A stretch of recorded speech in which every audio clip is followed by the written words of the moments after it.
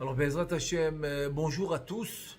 On va essayer de parler de la paracha, la deuxième paracha qu'on doit lire ce Shabbat, à part Vayakhel. On doit lire la paracha qui s'appelle Parashat Para. Parashat Para, c'est en fait, la troisième des quatre parachiotes qu'on doit lire, juste avant, au début de Hadar, jusqu'à Pessah. On doit lire quatre parachiotes. La première c'était Shkalim, qu'on a lu Shkalim, c'était Rosh Chodesh. Parce que Rosh Chodesh, Hadar est tombé Shabbat, donc on l'a lu. Rosh Chodesh, Hadar qui est tombé Shabbat, c'était Shkalim. On annonce les Shkalim, c'était la Trouma qui devait donner pendant le mois de Hadar pour préparer l'argent pour les nouveaux Korbanot. Ensuite, on a lu Parashat Zachor qui est obligatoirement avant Purim. Donc maintenant, on est arrivé à la troisième. La troisième des quatre, qui est Parashat Para. Et la quatrième, ça va être Parashat Chodesh. Maintenant, c'est quoi Parashat Para en fait? C'est la Para Adouma.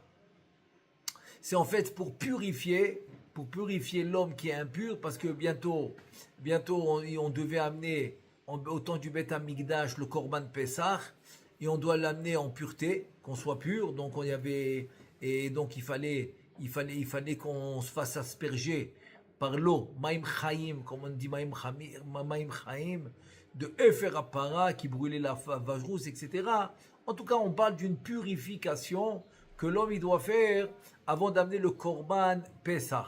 Bon, ça c'est la raison pourquoi on la lit. C'est la raison pourquoi on lit la paracha avant le Rosh Chodesh Nissan. Et ensuite à Chodesh, c'est pour annoncer le Rosh Chodesh Nissan Bezrat Hashem. On parlera de ça dans notre cours. Là maintenant, on veut se concentrer sur la parashat Para. C'est-à-dire que la parashat Para, en fait, on va la lire à peu près 3 semaines. À peu près, c'est-à-dire Shabbat, qu'on va la lire, ça va être 3 semaines avant Pessah. Donc 3 semaines avant Pessah, on lit parashat Para. Pourquoi? Donc en fait, la raison, c'est que si Be'ezrat Hashem, on est méritant pour avoir le Beth Amikdash, donc on va aller Be'ezrat Hashem avec joie, en pureté, avec la para adouma obligatoire, parce que tout celui qui est ce qu'on appelle tmemet, qui est impur par un mort, donc on est tous impurs par un mort, parce que le mikvé ne suffit pas. Il faut les 7 jours de pureté, à se faire asperger 2 fois dans les 7 jours, se faire asperger le 3e et le 7e par cette eau qui s'appelle Maim Chaim, qui était en fait les cendres de la para avec de l'eau de Ma'yan. Donc ensemble, ça s'appelle Maim Chaim El Keli. Et c'est comme ça qu'on devenait pur. Donc on veut se préparer pour venir Bessimra en joie, pour faire le Korban Pesach et le manger à Yerushalayim, Bigdusha Betahara. C'est la raison pour laquelle on va lire Parashat Para. Et donc maintenant en fait c'est une préparation pour la pureté. Donc on veut essayer de comprendre, c'est quoi le concept, en quoi le concept de cette pureté qu'on nous demande. Donc on nous demande de se préparer avant le mois de Nissan. Alors juste un rappel, on sait que le mois de Nissan, c'est en fait dans la création du monde, c'était la naissance des Neshamot. C'est-à-dire que la Neshama de Adam Rishon, elle est née en Nissan, et son corps est né en Tishré. Comme on l'a expliqué plusieurs fois, avec la marloquette de Rabbi Yoshua et Rabbi Eliezer, quand Rabbi Yoshua dit que le monde a été créé en Nissan, en fait c'est les Neshamot. Et Rabbi Eliezer il dit en Tishré, en fait c'est le corps. C'est le corps, donc c'est la naissance d'Adam Rishon en Tishré. Mais en fait, la naissance de la Neshama, c'était en Nissan. Donc Nissan va être finalement la naissance du monde dans les Neshamot. C'est-à-dire que les Neshamot, c'est les parties intérieures du corps de l'homme, c'est tout ce qui est le Tselem, Betselem Elohim bara et Adam, tout ce qui est spirituel. C'est-à-dire toute la création qu'on voit devant nous, qui est matérielle, qui est matière, qui est physique, a devancé avant la matière, avant le physique, avant le matériel, tout ça, la création spirituelle a devancé. C'est-à-dire qu'on était obligé d'avoir, par exemple, je donne un exemple, on était obligé de créer la Neshama d'Adam Rishon avant de pouvoir créer le corps. Et la même chose pour n'importe quoi dans ce monde. C'est pour ça qu'on dit qu'avant d'avoir le Beth Amikdash en bas chez nous qui s'appelle Bet Hamikdash à Tarton. Tarton, c'est le en bas, c'est ici chez nous. On doit avoir le Bet Hamikdash à Elion. Donc on doit avoir le Bet Hamikdash supérieur en haut, avant, obligatoire. Obligatoire parce que le spirituel devance le matériel. Le matériel, c'est une conséquence. Le matériel, c'est une conséquence du spirituel. Donc ça veut dire que quoi? Ça veut dire que maintenant on doit se purifier avec Parashat Para pour finalement arriver où? Pour finalement arriver à la naissance des Neshamot. Arriver à la naissance des Neshamot, c'est pour cela que de la même manière que avant Tishrei, on a une semaine, qu'on ouvre le Chumash, Vayerev Vayiboker Yom Echad, Bereshit Barei Elohim et Hashem et Haaretz, Va'aretz hayta tohu vavohu vechule, etc. Vayerev Vayiboker Yom Echad, Vayerev Vayiboker Yom Sheni, etc. Ce déroulement a commencé le 25 Elul, donc 25, 26, 27, 28, 29. Et ensuite, vendredi qui était le Aleph Tishrei, Rosh Chodesh Tishrei, le Aleph, c'est Rosh Hashanah, c'est la naissance de Adam Rishon. Ça, c'est dans la conséquence, c'est dans le matériel, c'est dans le physique, c'est le monde physique dans lequel on vit. Alors, ça a précédé, à ce monde physique a précédé la naissance du monde spirituel. Donc, on va avoir le même déroulement à partir du 25 Adar. 25, 26, 27, 28, 29, Aleph Nissan, qui va être la naissance des Neshamot. Donc, et c'est Ramouz, le Remez, l'allusion de tout ça, c'est où?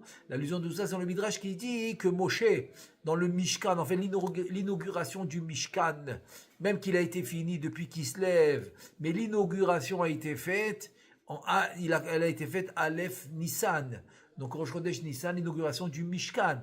Et là, il y a eu les 12 Nessiim qui ont amené leurs korbanot, etc. Mais avant ça, c'est écrit dans le Midrash que Moshe Rabbeinu, il mettait en place le Mishkan et il le démontait, il le remontait, il le démontait, il le remontait pendant 7 jours. Et c'est à partir du c'est ça, Vayi Bayom Hashemini. Quand la Torah dit Bayom Hashemini, c'est quoi Bayom Hashemini? C'est quoi le 8e jour de quoi? Le 8e jour que 7 jours, Moshe Rabbeinu, il construit le Mishkan, il le démonte. Le 8e jour, c'est Aleph Nissan. Ça, Vayi Bayom Hashemini, c'est le Aleph Nissan, où là a commencé l'inauguration du Mishkan et les korbanot des Nessiim, etc. Donc le même a l'air bidu comme à la création du monde, comme la création d'Adam Rishon, du 25 Elul jusqu'au 1er Tishrei, et là c'est du 25 Adar jusqu'au 1er Nissan qui va être la naissance des Neshamot. Donc maintenant, donc maintenant juste on va parler quand elle a été donnée, cette mitzvah, etc., pour essayer de comprendre en fait, aujourd'hui même qu'on n'a pas encore, que Be'ezrat Hashem, on espère avoir le Bet Hamikdash très très bientôt, qu'on pourra amener le Korban Pesach, etc. Mais en fait, ce qu'on veut comprendre, c'est tant qu'on l'a pas maintenant, comment on se prépare d'une manière, on va dire d'une manière, je sais pas si on peut appeler ça temporaire, le temps qu'on a le Bet Hamikdash, mais en fait d'une manière concrète, même si on n'a pas encore le Bet Hamikdash malheureusement. Et comment on se prépare? Bon, avant de dire comment on se prépare, je vais juste donner quelques détails de cette mitzvah. Premièrement, quand elle a été donnée? La parashat Adouma, elle a été donnée le Rosh Chodesh Nissan, dans la 2e année que Am Israël est sorti d'Égypte. Et c'est exactement le jour de la Hakamat HaMishkan. Le jour où le Mishkan a été mis en place, mis en place, c'est le jour où on a eu la parasha de Para. La parasha de Para pour se purifier. Pourquoi? כי כל ישראל היו חייבים להיטהר כדי שיוכלו להקריב את פסחיהם, ואפילו מי שלא נגע באמת מעולם. Ça veut dire que quoi? Ça veut dire que tous devaient se purifier avec cette eau qui s'appelle Maïm, qui était dans Maïm Chaim El Keli, avec les cendres de la vache rousse.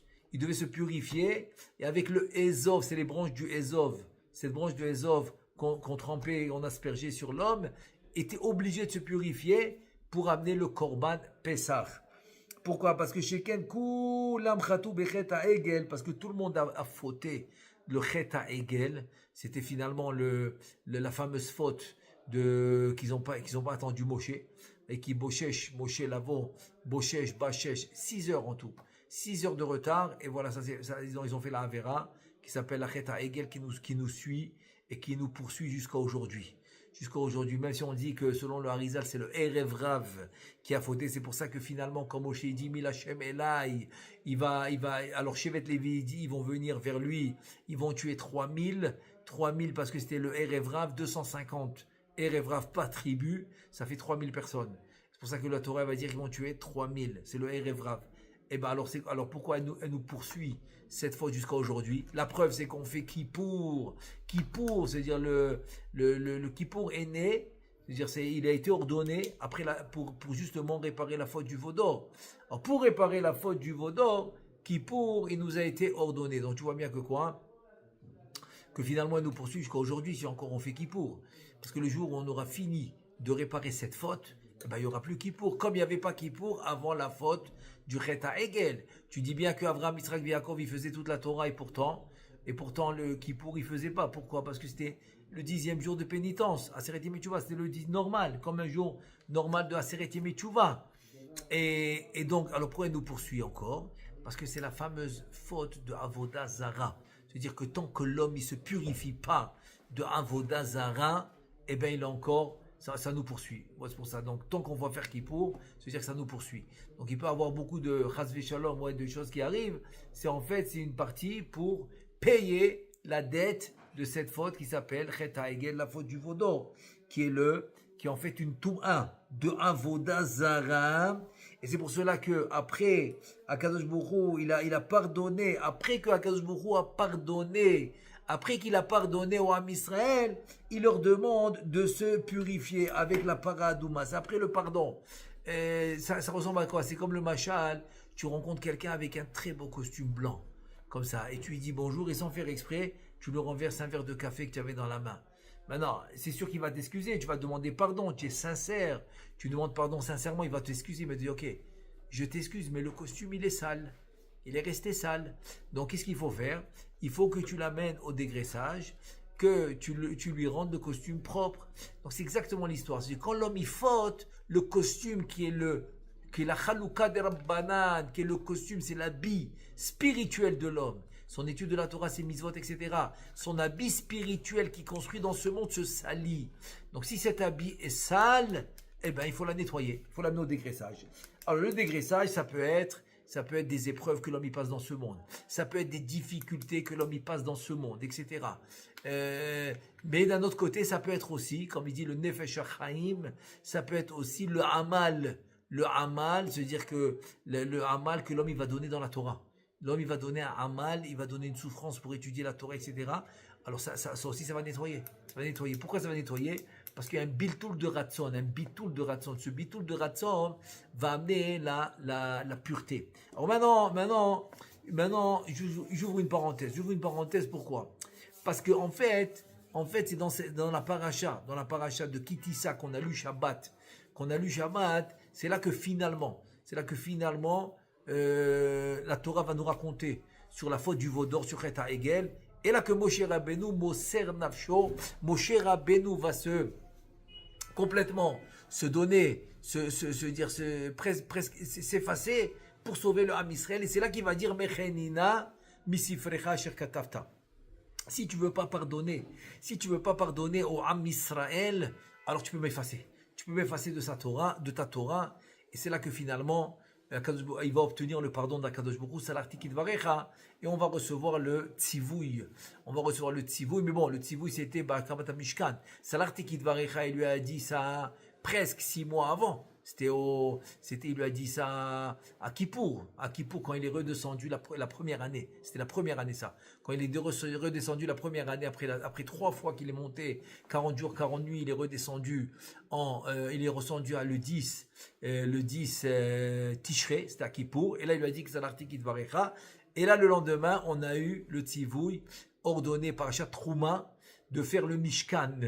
Et Esrat Hashem, cette semaine dans le Shabbat, on va lire Vayakel. C'est finalement là-bas, c'est dans Trouma. Parce qu'en fait, c'est comme, tout le monde pose la question, on dirait que les parachutes se répètent. Il dit non, dans Parashat Trouma, c'est un tzivouï. On a ordonné de faire le Mishkan.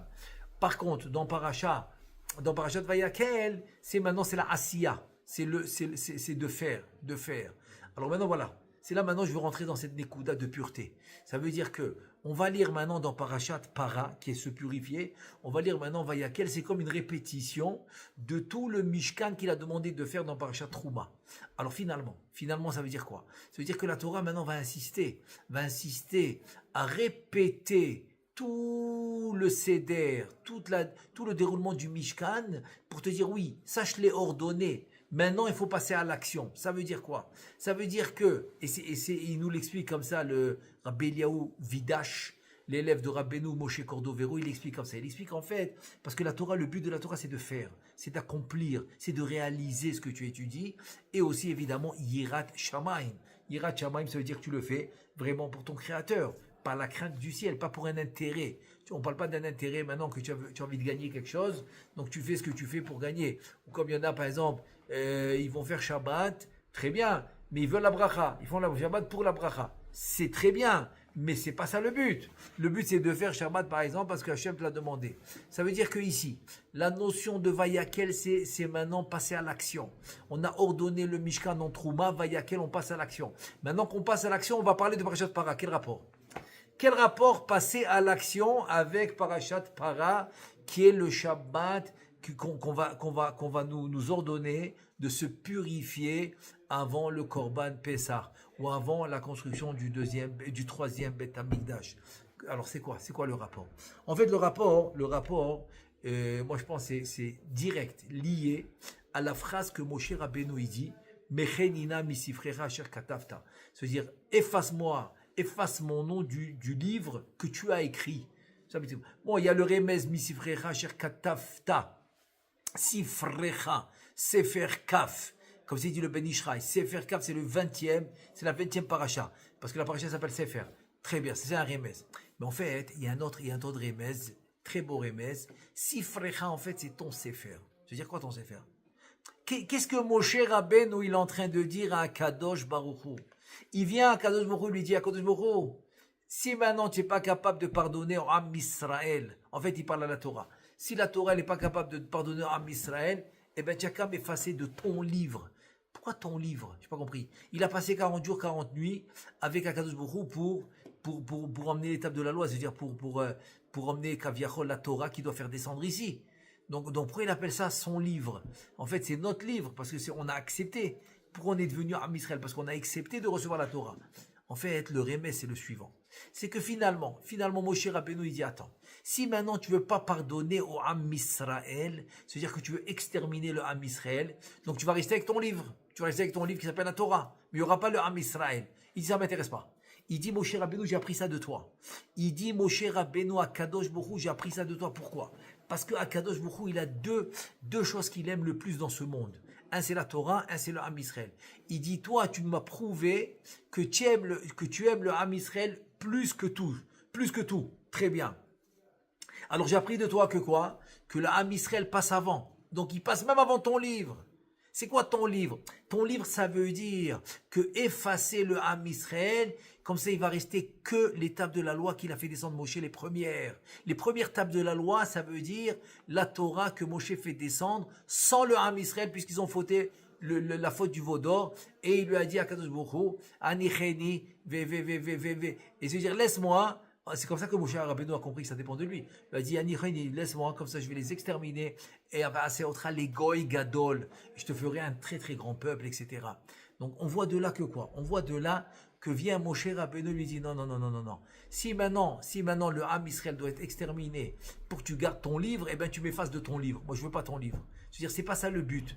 Pourquoi? Il lui a dit j'ai appris ça de toi. Et qu'est-ce qu'il lui a dit Moshe? Et qu'est-ce qu'il lui a dit à Kadosh Baruch Hu? Ishar koach sheshibarta.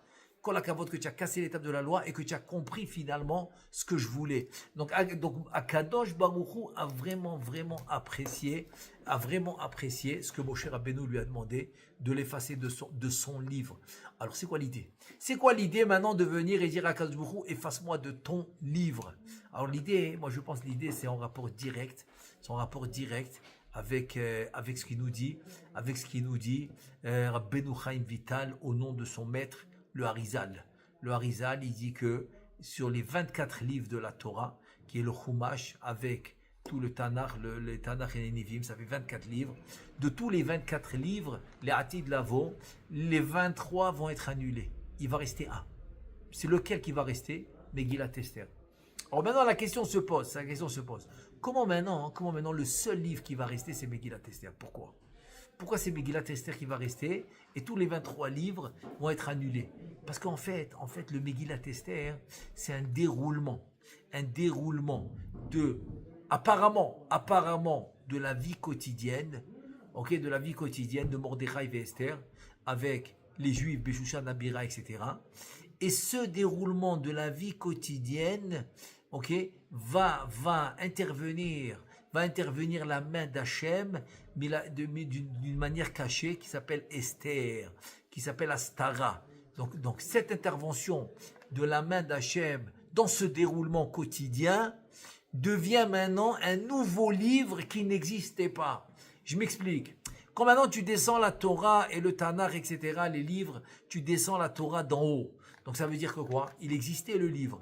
C'est comme maintenant le Midrash, il dit que Tatkaat Dorot, 974 générations avant la création du monde, la Torah était créée. Et ensuite, elle a été donnée 26 générations après le début de la création du monde. C'est pour ça que le pasuk il dit Davar Tziva les Elev d'or. Davar, c'est la Torah. Tziva, il a ordonné les Elev d'or à 1000 générations. Pourquoi 1000 générations? 974 générations avant la création du monde, plus 26 générations de Adam Arishon jusqu'à Moshe.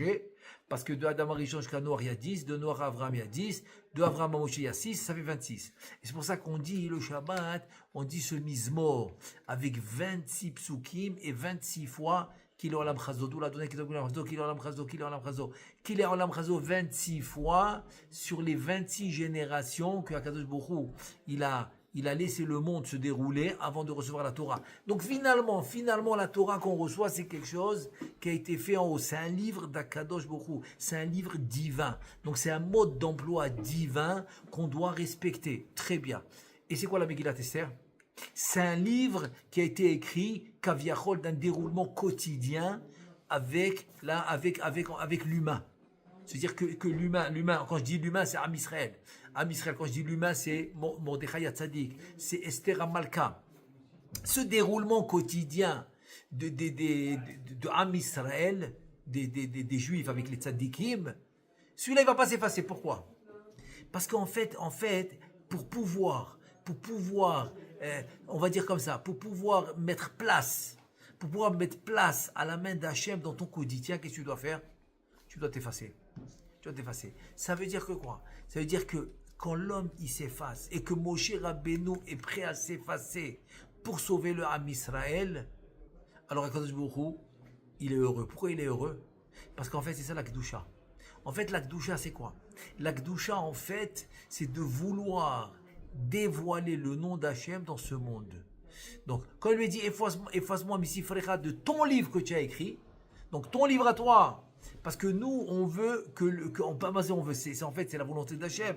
On veut réaliser la volonté d'Akadosh Baruch Hu.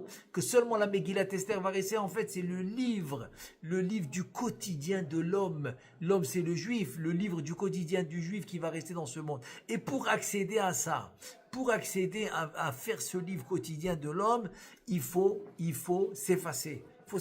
Quand quelqu'un maintenant il veut aller en cours de Torah, mais d'un autre côté il a une envie, une envie d'aller faire quelque chose d'autre, il doit s'effacer. Pourquoi? Parce que Hachem lui a demandé d'étudier la Torah avant de commencer ses obligations, avant d'aller faire sa ishtadlut, son travail, etc. Il avait Agita Boyimam Valaïla, il doit mettre 1 heure le matin, 1 heure le soir, les mitzvot, etc. C'est-à-dire qu'en fait sa vie doit se dérouler. Sa vie soit de dérouler selon la volonté divine. Donc ça veut dire que finalement, la volonté divine en fait, que elle finalement, c'est ça qui va s'effacer. C'est-à-dire il y aura plus ces livres là, qui est la volonté divine. En fait, elle vient nous dévoiler c'est quoi la volonté divine pour qu'on réalise finalement la volonté divine d'une manière quotidienne. Et ça s'efface pas. C'est-à-dire, ce que tu as réalisé, toi, dans le quotidien, il ne va pas s'effacer. Celui-là, il va rester. Et c'est ça qu'on te demande de faire. Donc, la pureté para aduma. Se purifier, c'est quoi finalement? C'est réaliser la volonté divine dans ton quotidien. Donc c'est pour ça qu'on va venir me demander maintenant de me purifier pour pouvoir faire Korban Pessah. Parce que c'est quoi se purifier? Se purifier en fait, se purifier c'est quoi? C'est en fait se débarrasser, on va dire se nettoyer de toutes les mauvaises habitudes ou les mauvaises midotes ou toutes les choses qui sont contre la volonté divine. C'est-à-dire que l'homme finalement dans le quotidien, c'est normal, il va s'oublier, il va aller à l'encontre de la volonté divine, bon parce qu'il y a le Yetzer Hara, il y a les envies, je sais pas moi, des fois il y a les forces, la force des choses qui fait ainsi. Donc de temps en temps, il faut un rappel. Reviens maintenant à la volonté divine, il faut te nettoyer. Ça, c'est la pureté. Donc cette pureté, finalement, elle peut se faire dans le quotidien. Comment? Quand tu vas savoir t'effacer. Et c'est ça que Moshe Rabbeinu vient nous enseigner. Il vient nous enseigner que pour avoir Am Israël, il faut être prêt à s'effacer. Mechenina, efface-moi. Il est prêt à s'effacer pour garder Am Israël. Et c'est ça Megillat Esther. En fait, Megillat Esther, ça vient de dire que c'est en fait la notion de Am Israël qui va rester. C'est ça. C'est pour ça que ce livre jamais s'effacer. Ce qui va s'effacer, ce qui va s'annuler, c'est les livres que Akadosh Baruch Hu nous a donnés comme volonté divine pour qu'on puisse apprendre comment le servir, etc. Mais la réalisation qu'on fait dans ce monde, c'est pour ça qu'il s'appelle Asiya. Asiya, c'est réalisation. Mais la réalisation qu'on fait dans ce monde, c'est ça qui va rester. C'est ça la notion de Megillat Esther. Cette Megillat Esther va rester parce que c'est la réalisation après qu'on nous a enseigné la volonté divine. Donc finalement, ce qu'on doit faire maintenant, c'est réaliser la volonté divine. Cette réalisation, finalement, c'est ça qui va s'appeler Megillat Esther, c'est ça qui va rester. Et comment faire la réalisation?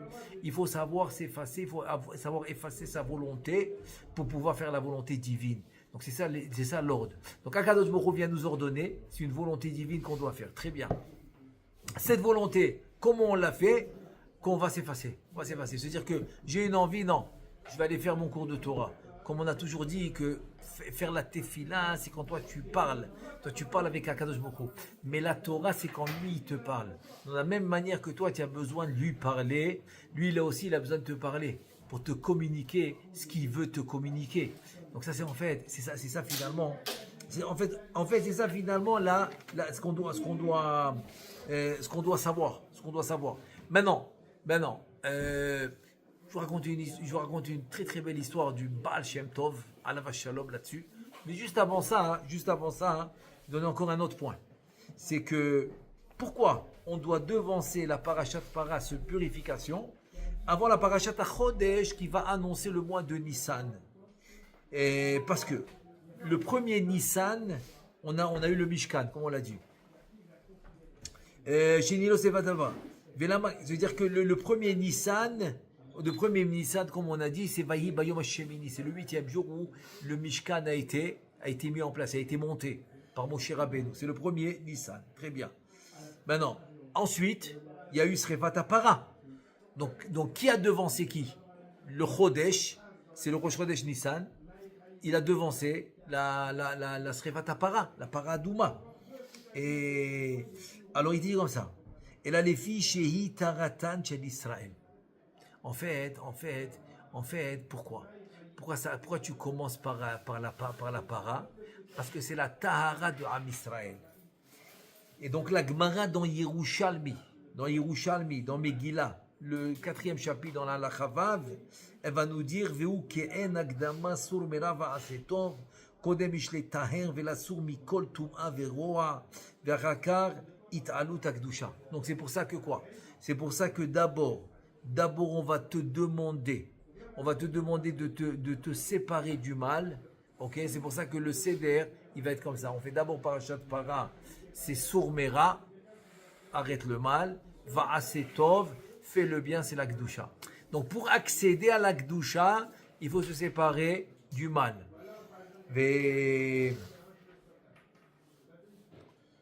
Donc ça veut dire que quoi? Ça veut dire que finalement cette on va dire cette tahara qu'on nous demande de faire en fait, c'est quoi? C'est en fait c'est en fait se séparer du mal. Voilà. Sépare-toi du mal, comme ça, Bezrat Hashem, tu rentres dans la Kedusha, et là tu rentres dans Chodesh Nissan, qui est en fait Mesougal les Géoula. Benissan Nigalou, Benissan Atidim Ligael, et Binyan Betamigdash, etc. Benissan, c'est un moment propice pour le faire. Maintenant, juste pour résumer la notion qu'on a essayé de développer. Alors là, je vais raconter une histoire du Baal Shem Tov extraordinaire, une vraie histoire. Et là, il raconte que le Baal Shem Tov, bon, c'était toujours imprévu, parce qu'il avait le roi HaKodesh, donc toujours imprévu. Un jour, il a décidé d'aller faire Shabbat chez un certain riche, un homme riche, et donc il a décidé d'aller faire Shabbat chez lui. Il va taper à sa porte pour faire Shabbat. Avec plaisir, le riche, il est heureux de recevoir le Baal Shem Tov, et voilà qu'il le reçoit avec beaucoup de simcha, etc. Il passe un Shabbat extraordinaire, et voilà que la fin de Shabbat arrive. Après la Havdalah, le Baal Shem Tov appelle son Méharéar, son hôte, celui-là qu'il a reçu pour Shabbat, le riche, lui dit écoute, je dois partir maintenant, mais avant ça, je vais t'écrire. Il lui dit Igeret. Igeret, en fait, c'est une lettre. Je vais t'écrire une lettre et je veux que tu la remettes à une certaine personne qui s'appelle, il lui a donné le nom, dans telle ville, pas très loin de chez toi. Il a dit bien sûr, je connais, il n'y a pas de problème, je le fais. Et tu le fais demain matin. Très bien. Ok, il est d'accord. Baal Shem Tov, il te dit attends, mais je vais la fermer cette lettre, je vais la sceller, tu n'as pas le droit de l'ouvrir. Tu n'as pas le droit de la lire, tu dois lui remettre, sans la lire. Donc le Baal Shem Tov va dans un coin, il écrit la lettre qu'il écrit, il la plie, il la scellée, et sur la face de la lettre, quand il a fini de la sceller, là il a écrit pour telle personne que telle personne doit lui remettre, etc. Et il a signé son nom. Très bien. Et voilà que le lendemain, entre-temps, Baal Shem Tov, il est parti samedi soir. Puis entre-temps, il a fait sa tsouda revit, il est parti dormir. Le lendemain, il va à la tfila. Il oublie de la lettre, il oublie. Complètement, il oublie la lettre. Il oublie la lettre pendant 16 ans. Attends, une vraie histoire. 16 ans, il oublie la lettre. Et comme on sait que le monde, c'est Galgal, c'est une roue qui tourne. Donc il était très riche, mais finalement, il a commencé à perdre un peu dans ses affaires. Le monde, c'est une roue qui tourne. Et voilà, qui descend. Et il arrive à un certain niveau de pauvreté extraordinaire, quoi. Il a vendu tous les meubles. Il n'avait plus rien à vendre à la maison. Il lui restait rien que les 4 murs. Les 4 murs de la maison, c'est tout ce qui restait. Et là, il ne sait pas quoi faire. Il dit, Ribono Shel Olam, qu'est-ce que je vais faire maintenant? Et là, il voit qu'il lui reste, à part le pantalon qu'il met, il lui reste un pantalon. Il dit, j'ai pas le choix. Si je veux manger, je vais vendre le pantalon qui me reste. Un, je vais le garder parce que je dois le porter, et l'autre, je vais le vendre. Il dit, avant, je vais vérifier les poches. Il rentre la main dans la première poche, elle est vide. Il rentre la main dans la deuxième poche, il trouve une lettre. Il touche du papier. Il dit, peut-être que j'ai laissé de l'argent. Peut-être que j'ai laissé de l'argent et tout. Non, finalement, c'est une lettre. Il voit qu'elle est fermée, scellée, et il y a écrit sur la lettre, à remettre, Il dit, attends, mais c'est quoi ça? Et il se rappelle que ça fait 16 ans, le Baal Shem Tov lui avait demandé, il avait complètement oublié. Il dit maintenant, le Baal Shem Tov, il est plus de ce monde. Le Baal Shem Tov a quitté le monde. Mais là, le riche, il est encore vivant, celui que je dois remettre la lettre. Donc je vais aller chez lui. Il va chez ce juif, dans la ville où il lui avait dit d'aller, etc. Il tape à sa porte, il dit, ouais, comment je peux t'aider? Il dit, le Baal Shem Tov m'a donné une lettre à te remettre, et je suis venu te la remettre. De quoi tu parles? Baal Shem Tov, il n'est plus de ce monde. Qu'est-ce qu'il t'a demandé de me remettre? Comment c'est possible? Il dit, oui, tu as raison, laisse-moi t'expliquer. Ça fait 16 ans, il a passé un Shabbat chez moi. Samedi soir, il a écrit la lettre, il m'a dit que je la remets le lendemain. Et j'ai oublié. Tu sais quoi, moi je connais l'écriture du Baal Shem Tov, je connais sa signature. Laisse-moi lire la lettre. Et non, après il lui dit, mais qu'est-ce qu'il y a écrit dans la lettre? Je ne sais pas. Il m'a interdit de l'ouvrir. Je ne sais pas. Ok, donne-moi la lettre, je connais son écriture, je connais sa signature. Donne-moi la lettre. Viens, il l'a fait rentrer, il lui a donné à boire, à manger, il lui a dit, attends-moi ici. Il est parti dans son bureau, il a lu la lettre attentivement, mot à mot. Il a reconnu l'écriture du Baal Shem Tov. Il a reconnu la signature du Baal Shem Tov. Et c'était écrit dans la lettre, il y a un juif maintenant qui va venir, qui était très riche et qui a tout perdu. Et je veux que tu fasses des affaires avec lui, que tu le remets sur ses pieds et qu'il reprenne ses affaires, etc. Tu vas l'aider. Il voit ça, il dit waouh, il a vu que tout était émettre. Il a dit si le Baal Shem Tov il me demande de faire des affaires avec lui, ça veut dire que quoi? Que son mazal maintenant il va monter. Et quelle date il y avait marqué dans la lettre? La date d'aujourd'hui, la date où il lui a remis, c'est-à-dire que 16 ans auparavant, le Baal Shem Tov a écrit la date dans 16 ans plus tard qu'il va lui remettre. C'était la date du jour. Il a vu ça, il a dit alors c'est-à-dire que celui-là, son mazal, il va grandir. Si le Baal Shem Tov lui demande, il va chez lui, il dit écoute, viens. Il le fait rentrer dans son bureau, il ouvre le coffre, il lui donne l'argent, il lui dit écoute, tu es mon associé aujourd'hui. Allez, à partir d'aujourd'hui, on va faire des affaires ensemble. Il lui dit t'inquiète pas, je vais tout te donner pour investir. Et ils sont montés, ils ont fait des très grosses affaires. Et celui qui est tombé, qui est devenu pauvre, il est devenu encore plus riche de ce qu'il était. Donc ça, c'est l'histoire qui s'est passée avec Baal Shem Tov. Et donc, en fait, qu'est-ce qu'elle vient de nous enseigner? En fait, l'histoire du Baal Shem Tov, elle vient nous enseigner la chose suivante. C'est que la lettre, il a appelé ça une lettre. La lettre, c'est quoi? La lettre, en fait, Igeret, qui va jamais s'effacer, qui va jamais s'annuler. En fait, c'est la lettre de ta vie. Que toi, c'est toi qui l'écris. Donc, c'est ce qu'on a dit tout à l'heure. On a dit que finalement, ta lettre que toi, tu écris, c'est celle-là qui va jamais s'effacer. Et ça, pour avoir maintenant cette lettre que toi, tu écris, c'est Parashat Para. Quel rapport avec Parashat Para? C'est ce qu'on a expliqué. Pour venir et faire la volonté divine qui nous a ordonné, il faut s'effacer. Il faut s'effacer. Il faut se purifier. Se purifier, ça veut dire se détacher de toutes les choses matérielles de ce monde qui nous empêchent de faire la volonté, qui nous empêchent de faire la volonté divine. C'est un truc incroyable. C'est un truc incroyable.